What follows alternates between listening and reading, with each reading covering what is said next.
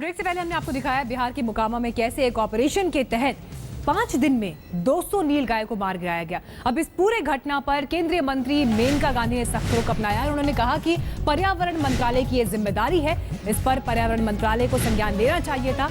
लेकिन इसके साथ ही केंद्र सरकार के 2 मंत्री आमने सामने आ गए हैं, क्योंकि पर्यावरण मंत्रालय पर मेनका गांधी ने निशाना साधा तो जवाब प्रकाश जावड़ेकर ने भी दिया। लेकिन पहले सुनिए मेनका गांधी ने इस पर क्या कहा। बिहार के मोकामा में नीलगाय को मारने के लिए वहां के एडमिनिस्ट्रेशन ने प्रोफेशनल शूटर्स हायर किए हैं। हमारे साथ हैं बातचीत करने के लिए केंद्रीय मंत्री मेनका गांधी।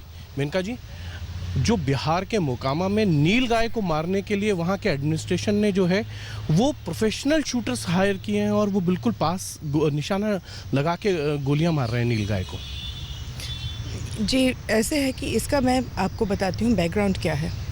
ये हमारी सरकार में पहली दफ़ा हमारे इन्वायरमेंट मिनिस्टर ने ज़ोर लगा करके हर स्टेट को प्रोएक्टिव बन करके उनके पीछे पड़ गया कि कौन से जानवर को आप मारना चाहते हो। उन्होंने सजेस्ट किया कि बंगाल में सारे हाथियों को मारा जाए, सजेस्ट किया, ऑर्डर दिया। गोवा में सारे मोरों को मारा जाए, पूरे देश में जहाँ जहाँ हो सके तो नीलगाय को मारा जाए।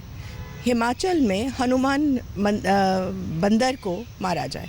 अब हाई कोर्ट ने वहाँ तो स्टे दे दिया, किसी स्टेट ने मांगा नहीं मारने के लिए। असल बात तो ये है क्योंकि हम लोगों ने जो आरटीआई किया था उसमें इनके फाइलों से निकला कि एक भी स्टेट ने मारने के लिए मांगा नहीं। इन्होंने खुद ब खुद प्रोएक्टिव होकर के सारे जानवरों के पीछे पड़े हैं। अब ज़्यादातर स्टेट्स ने इनफैक्ट स्टे ले लिया कि हम नहीं मारेंगे।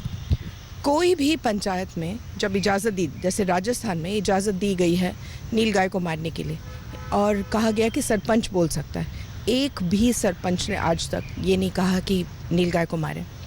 ये बिहार में यही थी कि इजाज़त दी गई थी सरपंचों को, एक भी सरपंच ने नहीं मांगा। तो अंत में जाकर के नीतीश कुमार की सरकार ने पहली दफ़ा आज़ादी से अभी तक ऐसे मैसेकर करवाया है। शर्म की बात है। मैं किसने क्या कहा उस पर प्रतिक्रिया नहीं देता, लेकिन कानून के आधार पर जब किसानों को बहुत तकलीफ होती है, उनके फसल का पूरा नाश होता है, तो अगर राज्य सरकार प्रस्ताव भेजती है तो ही हम किसी विशेष भाग के लिए और किसी विशेष काल के लिए ही एक साइंटिफिक मैनेजमेंट के लिए वो राज्य सरकार के प्रस्ताव को मंजूरी देती है। ये केंद्र सरकार का कार्यक्रम नहीं है, ये कानून पहले से बना हुआ है।